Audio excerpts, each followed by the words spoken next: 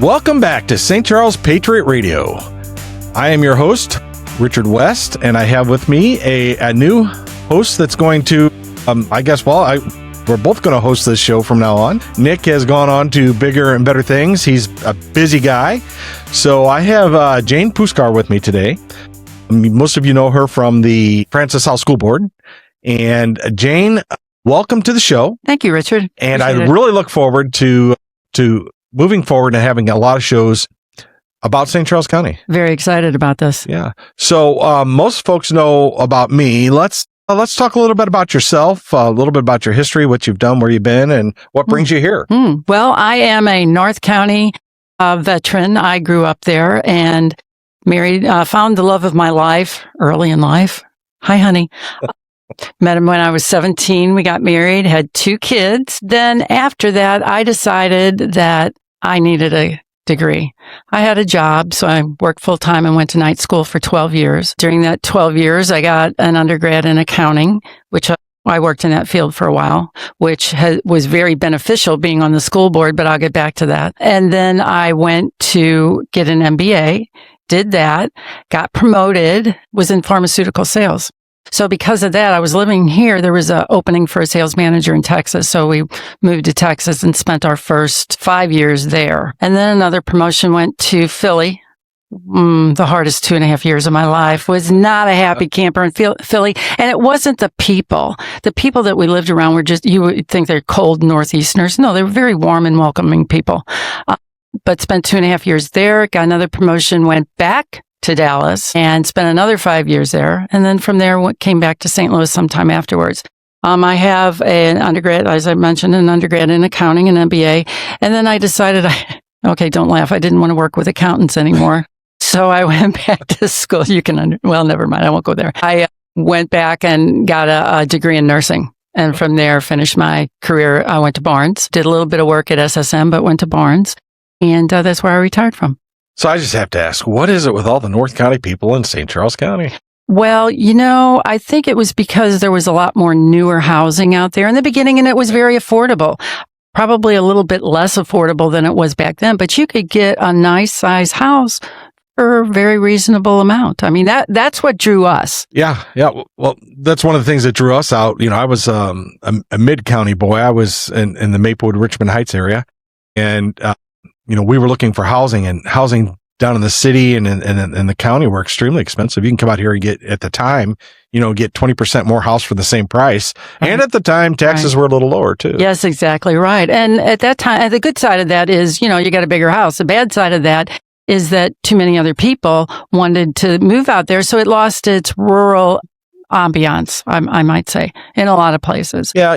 Typically with growing up, I've spent my whole life in Missouri. So typically in Missouri, we had the, we'll say NIMBY, not my backyard, the growth problems of St. Louis City, then out to St. Louis County, and now it's St. Charles County. Right.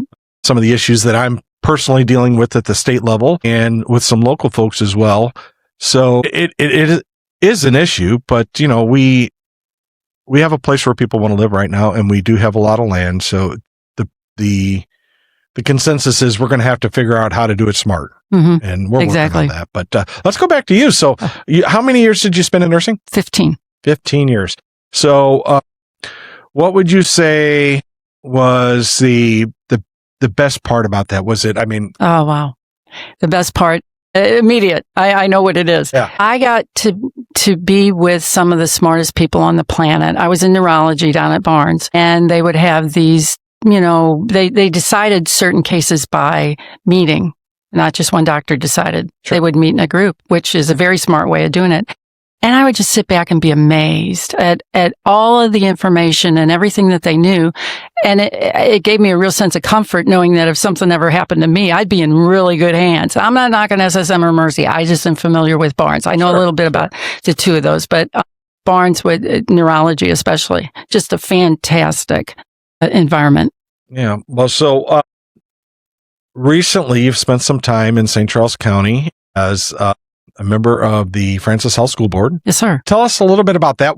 First of all, what got you interested in that? I did not like seeing some of the things that I saw. like pornography in schools. I had heard rumors that there were furries. I still believe that there are furries, but it's really hard to prove as a board member, or even as a patron in the district without having kids in the district, because my kids are grown. So that was, that was an interesting journey. Kind of perks you up and makes you want to pay a little bit more attention to what's going on. Yes.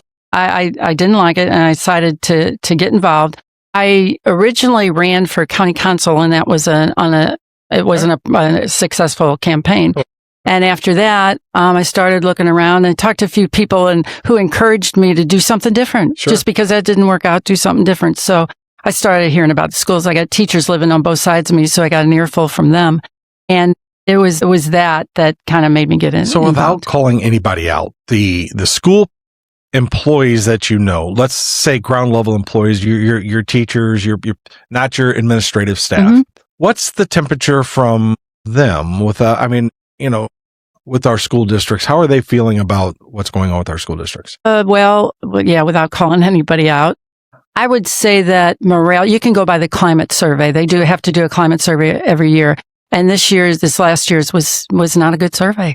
And I think they're feeling pinched. I mean, they have so many requirements. Some of those are put on them by administrators. Others are put on them by DESE directly. Sure. So there's a lot of things that they have to fulfill that they didn't always have to fulfill. The issue, I think, is that I believe this, my belief. This isn't anybody else's belief. This is my belief that the conservatives are afraid of retribution.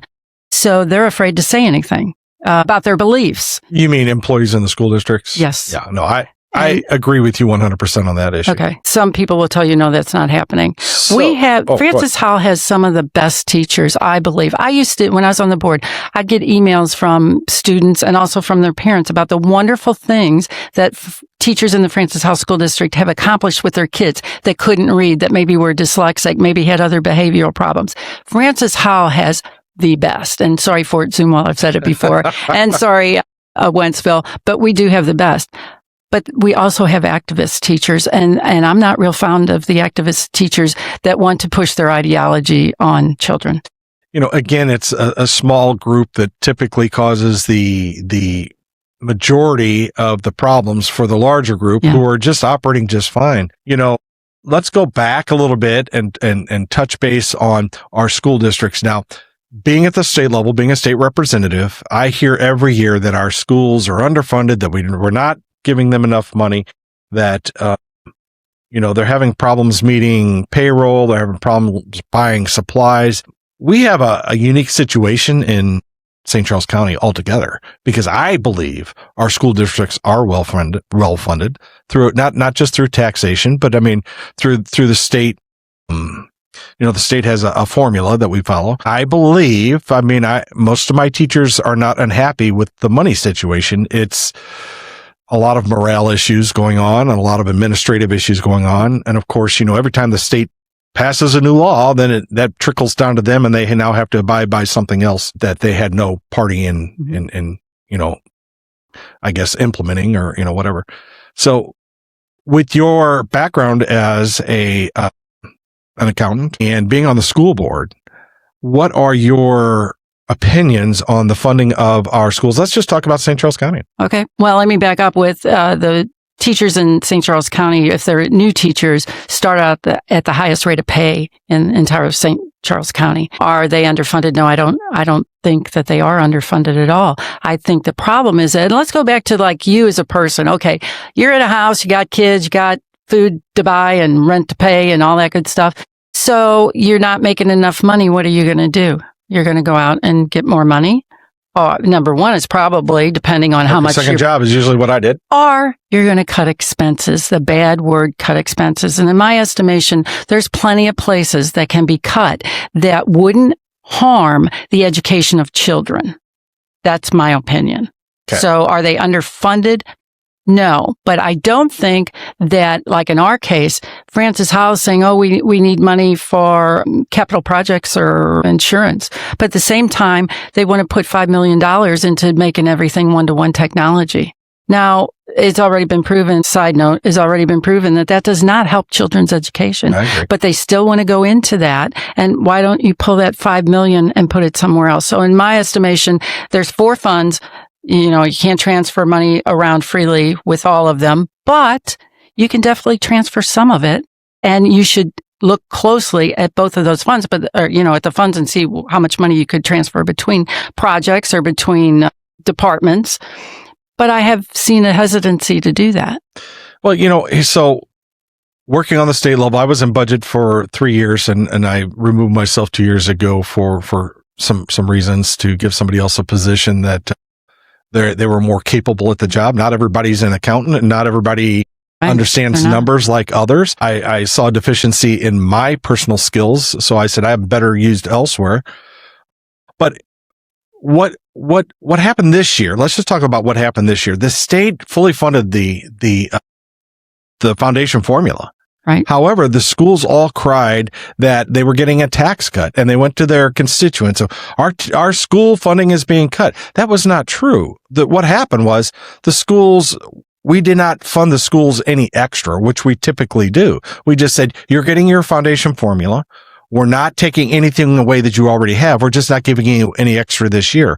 And the first thing that happens is they go to the schools and then the schools go out to their constituents and say, oh, the state is cutting our funding, which to me is not fair to the people, because now the people think we're underfunding our schools, number one, and number two, that we're actually taking something away that they had. And I can only imagine on your level. So I'm guessing none of that money gets moved around, because if it's used in a smarter way, they can't cry foul that they don't have money to fund something.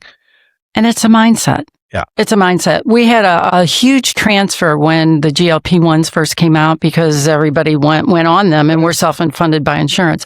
So we had to transfer $6 million to that fund. The next year, we didn't. So they said there was a decrease in revenue.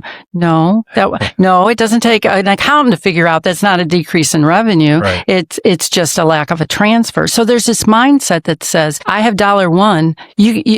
I wouldn't dare think about going to 50 cents. I got to raise my budget to $1.50, and I expect you to pay for that.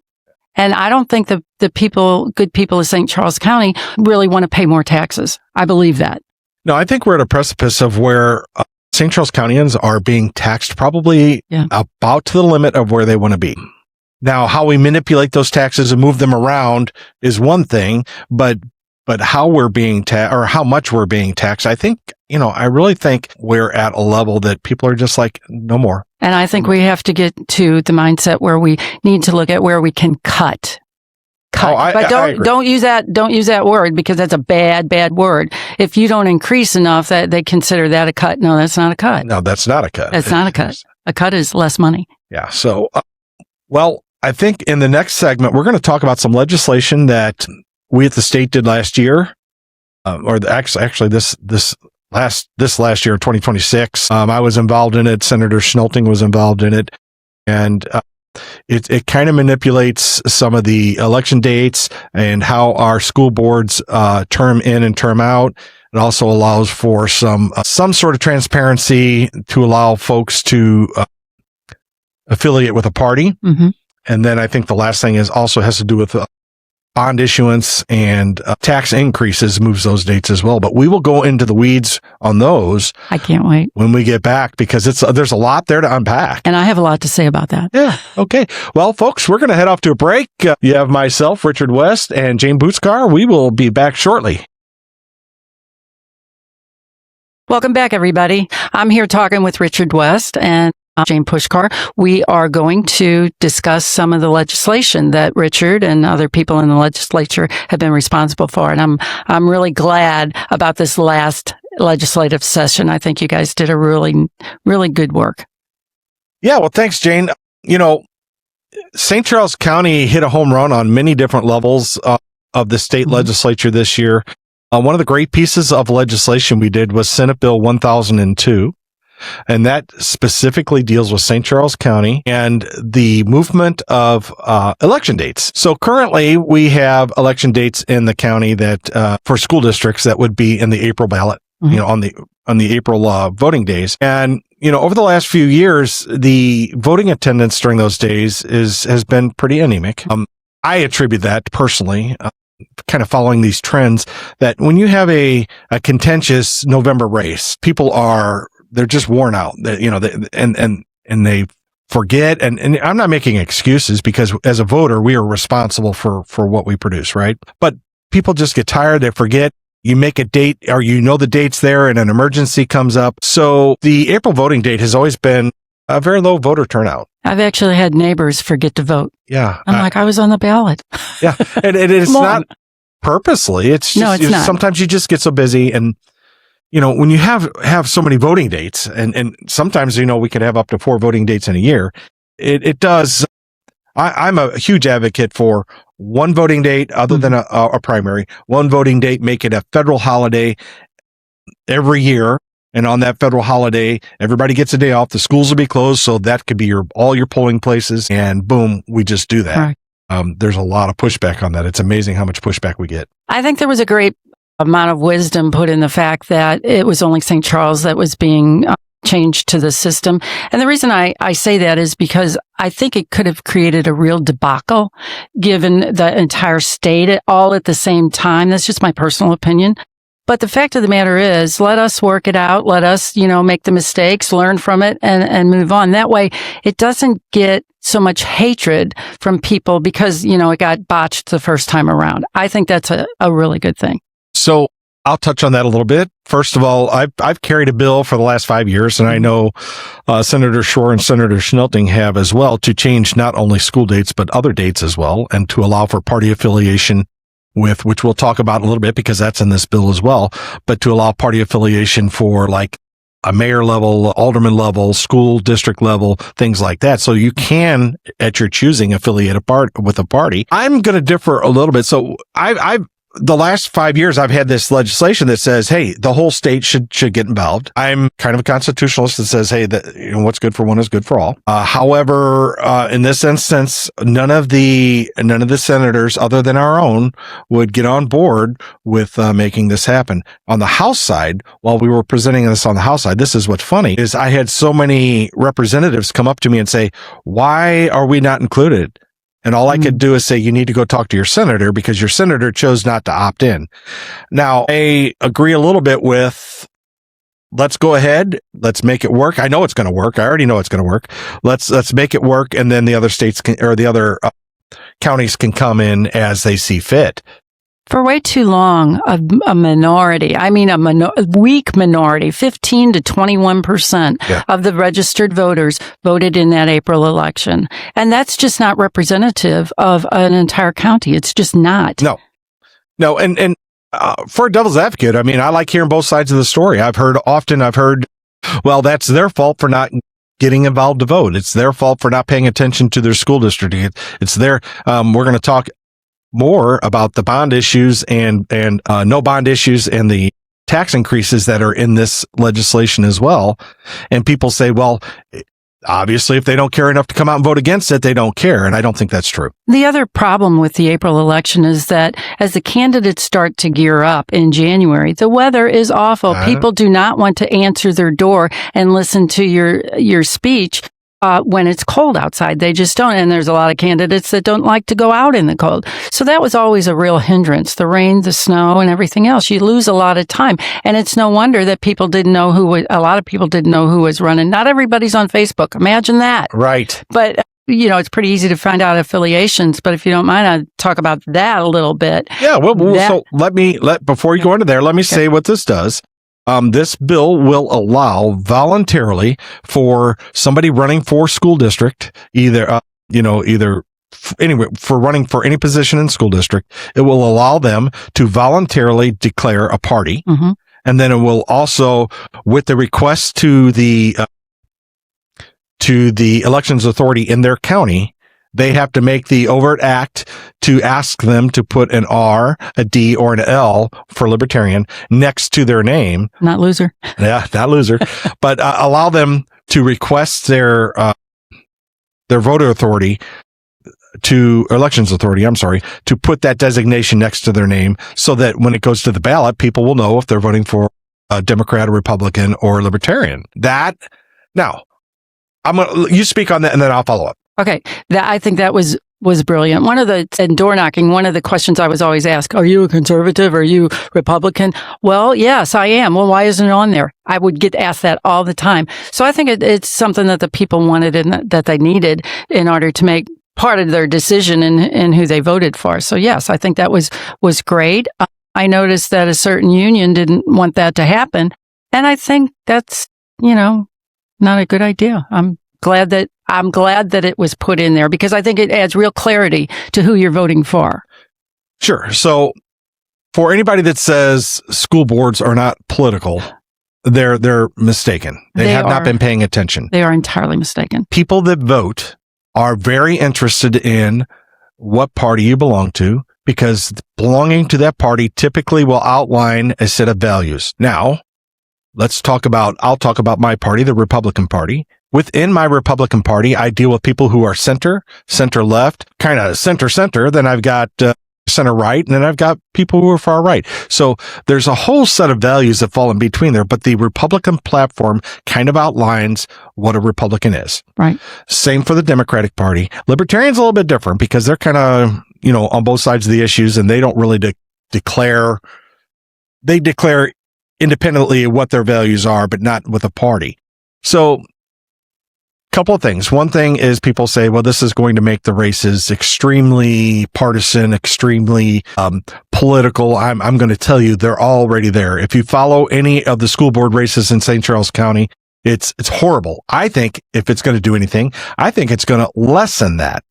Yeah, all we ever were told is get politics out of the classroom, get politics out of the school district. Yet, who went to Jeff City to protest SB 1002? Every school board president and superintendent in St. Charles County. So how is that not being political? I can tell you so many times that school board members, be it the president or the vice president, will sit there at a board meeting and talk about their political beliefs. One of the presidents, first meeting that he ever sat at, went into the board comments and started throwing shade on the guys in the legislature. How is that not political?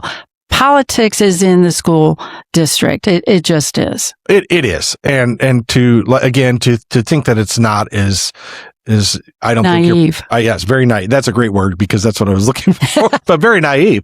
And then I believe if you put your party affiliation out there and people see that, they know you're running as a Republican or you're running as a Democrat, it kind of will set the bar when it comes to the politics on Facebook, because not everybody is on Facebook or anything else. Mm-hmm. But to see some of the back and forth, the lies, the things, it's just horrible.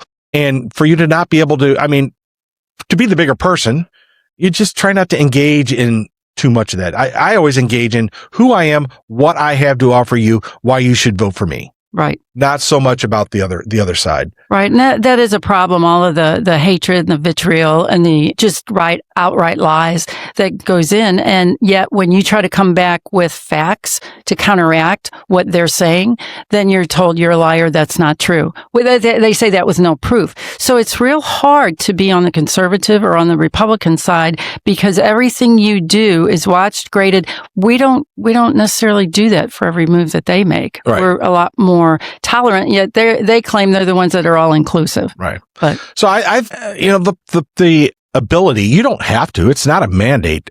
I want folks to understand this is not a mandate. This is totally voluntary. If you choose not to, if you think you don't want the people to know what side of the party you're on or what side of the path you're on or what you believe in, that's fine. That's your choice. I'm proud to be who I am, and I'm proud to put that R next to my name. Every time I go on the ballot, I look at that proudly and say, that's who I am. That's the values I stand behind. Let's move on to, so I think did you have anything else you want to say on that? No, I think we're good. That's going to be good. Let's move on to, the portion now of tax levies and bail bonds on bond issues. So, one of the reasons this was put in there, and I had somebody say this to me in committee, they said, we disagree with this because the only way that we can pass a bond issue is to put it on the April ballot when people aren't paying attention. I'm like, that's exactly why we're passing this bill. That's exactly right. And I'm surprised that they actually said that in committee. Must have been nerves or something, because I don't see them actually admitting that. But yes, and that's why it was fought so much. It's unsustainable to continue to pass bond issues and I know people hate tax levies, so there's a smaller chance of that passing. But a no tax increase bond issue. Right. I have a bridge to sell you. And guess sooner what? or later. They're using your tax money to push that too. Exactly. So. Sooner or later, you're going to end up paying for that. I'm sorry. There is no such thing as free money, but people are naive enough to believe that. Well, that's the reason that this was in there, is because here's what they do. They'll, and if you need money, if you need to pass a bond for your school, the best way to do that is come up with a reasonable explanation, and you go out and you educate the people, and you tell the people, look, this is what I need to operate our school district. We ask that you pass this. But typically that doesn't happen. Typically what happens is they quietly do that, and then they put it on the ballot. They'll let a few people know, but it never really circulates around. We never hear much about it. And then the next thing you know, they send out, and I'm going to say it's a bad word, but they send out all their cronies to vote yes on it so that it passes. And the majority of the public never even knew that there was a bond issue or a tax increase, a tax levy on the ballot. Exactly. And then therefore, when you only have 14% that turn out, they never even knew that this issue was on there. They might have known there was an election, but the Republicans do not rely on lack of voters to get their measures passed. Correct. The Republicans are much more willing to let you know what it is they're trying to do, being transparent and not doing everything in secret. There was a time when Francis Hall was after a bond issue. Bond issue. And so what they did was they went with the highest amount first. They put it on the ballot 3 times. Highest first, then the next was cut a little bit, then the next one. And by the 3rd time, people thought, oh, well, this must be a good deal. But the problem is that bond issue passed, and then $86 million was overspent on a high school. Yeah, overspent. We've only got about a minute 30 left, but let me just say this to the folks listening out there in St. Charles land. This legislation was put together because, number one, my constituents wanted it. They've been asking since I've been in office. They were asking for actually all elections to be moved and some other things to happen, but my constituents are asking for this. This is not about trying to pull one over on the people. This is about trying to get more people to vote, make it easier for more people to vote. If I have 40% of my people voting and something passes, or a school board member gets elected, or a bond issue gets passed, I'm okay with that, right? Because that's at least what the people want. Many kudos to you, Richard and Nick and Adam, for finally getting the job done when nobody else could. There's a lot of people asking for this type of legislation. We've been working on it for years. I think it's going to spread like wildfire when the districts outside of St. Charles see how this is going to benefit not only the voters, but the schools. I mean, it's really going to be better for the schools. I know they don't think so, because they have the NEA speaking in their ear, telling them no, and idle threats being thrown at them. But in reality, I think this is going to be good for the people of St. Charles County. It's going to be good for the voters, and eventually, I think it's going to be a good thing for the state.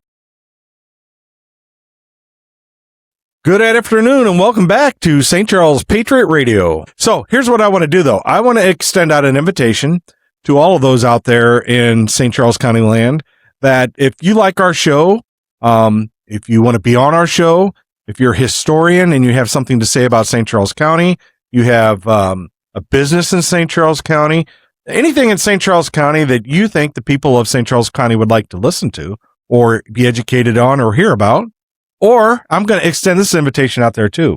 If you disagree or agree with the things that we talk about on this radio show, we would like to invite you in and have an adult conversation, so that, St. Charles County can hear maybe opposing sides. Richard, that's really important. I think that makes everybody know that this show kind of belongs to them, that we're really interested in what they have to say. And I don't think I'm not knocking any other radio stations, but I'm just saying I think that's a really good trait to have. And I'm glad that News Talk is doing that. Yeah, it's part of who we are as Americans. It's part of who I am as a legislator.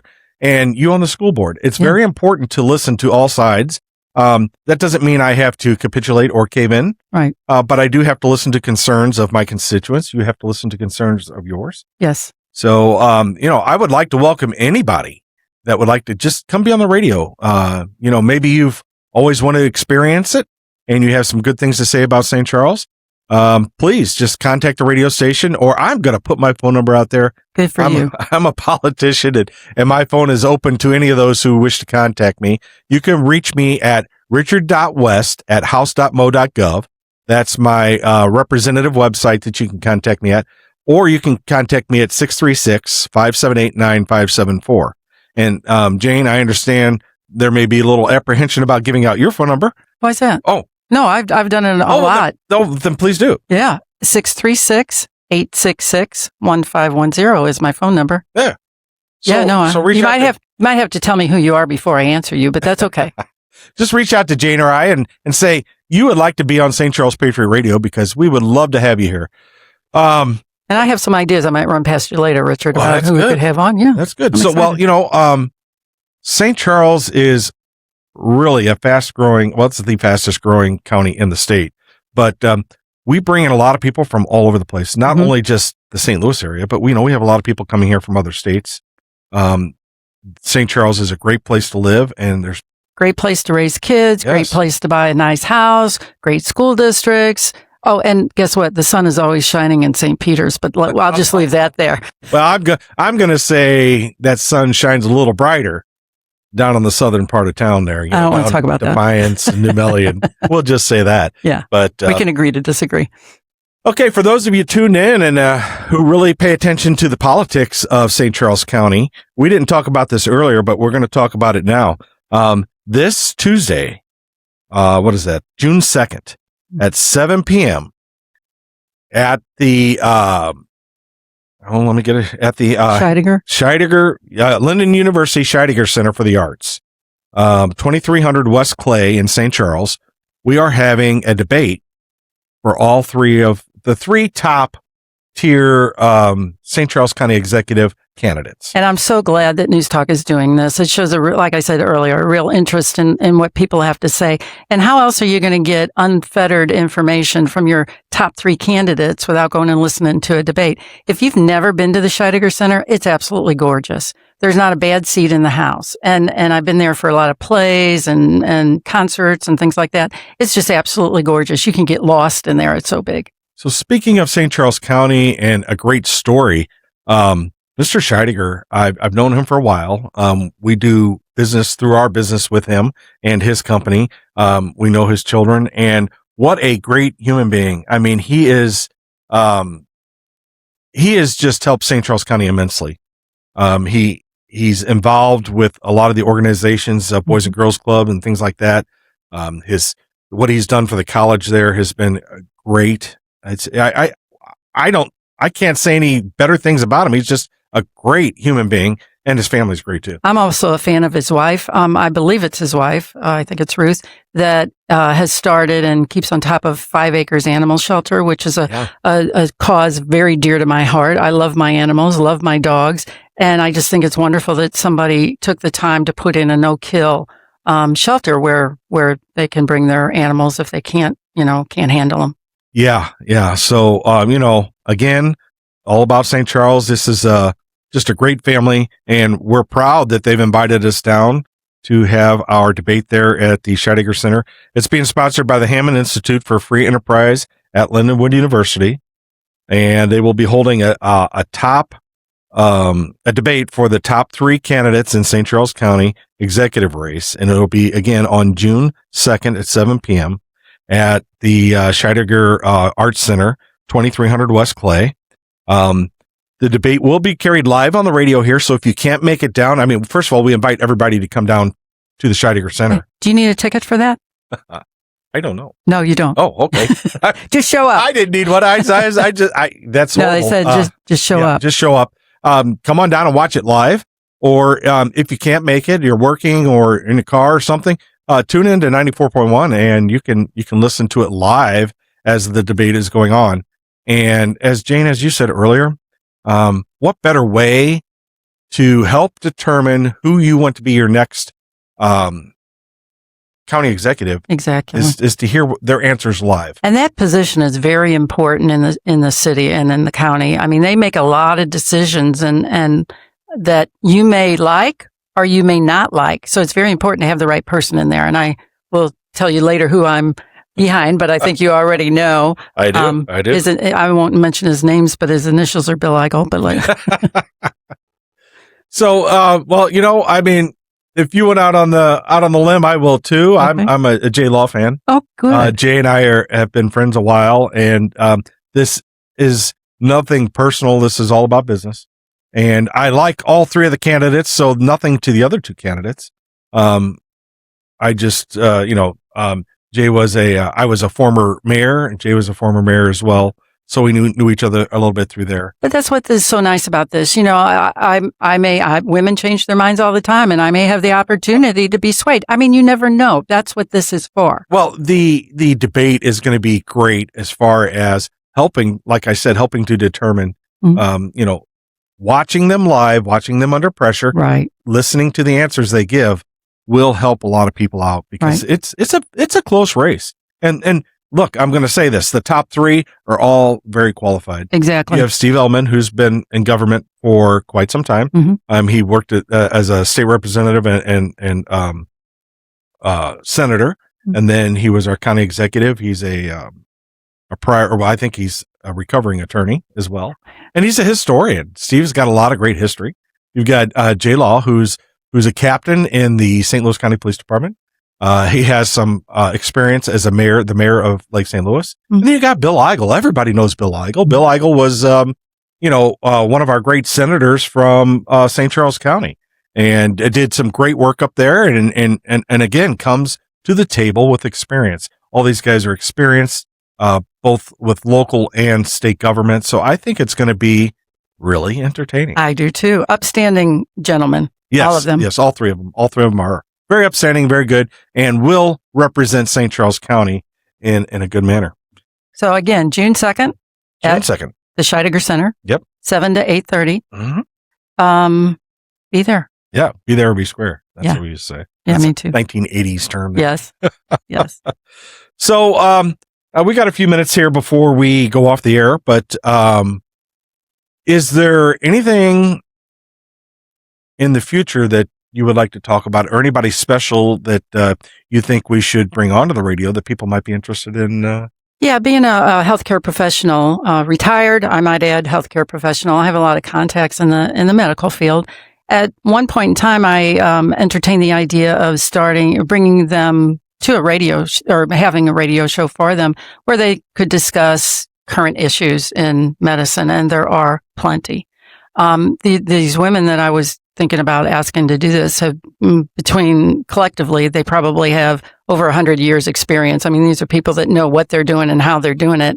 And I know, I have good friends from SSM, from BJC, and also from Mercy, and also an independent like St. Luke. So we could get a real good group together to discuss, some of these things. Yeah, that's interesting. So you've kind of hit all the major medical facilities, I guess you would say, and experience from each one of them. Yes.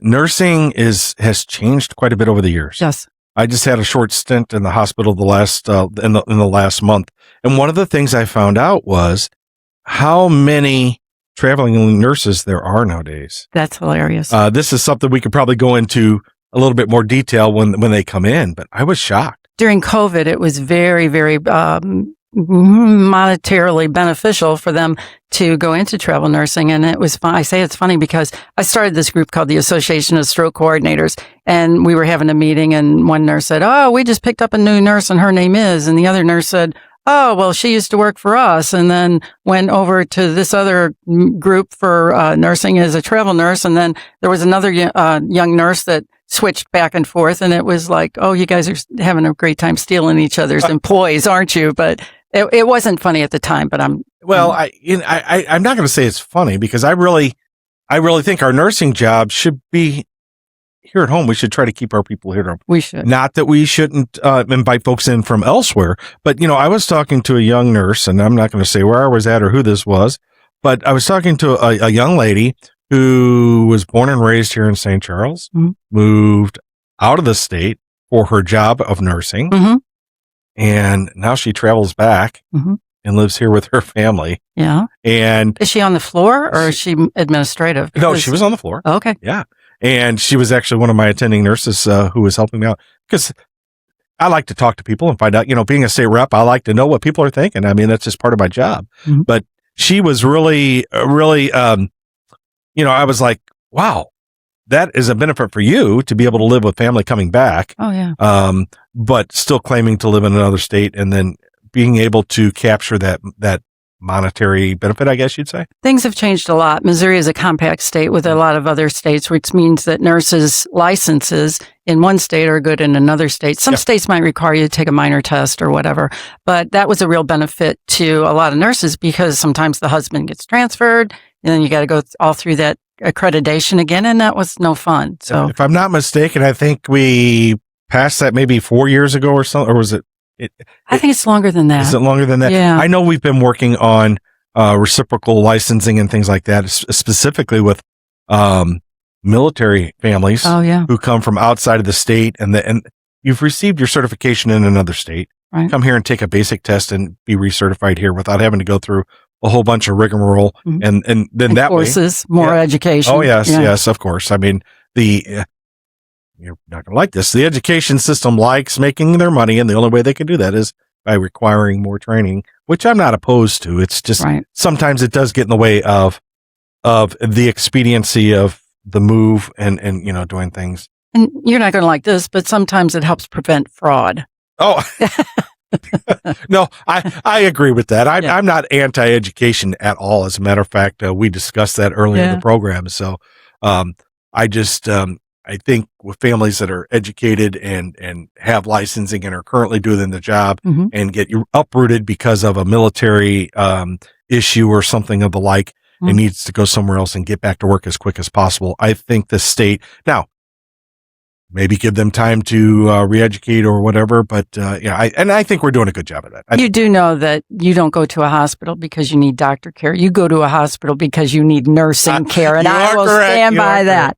Well, hey, Jane, it's been great this afternoon. I look forward to many more shows with you and entertaining the people of St. Charles County as well as educating them. Believe me, it's going to be fun. Oh, it's going to be. We're going to have a lot of fun. So, listening to our show today, we will be back next week, Jane and I both. So, thank you for tuning in to St. Charles Patriot Radio.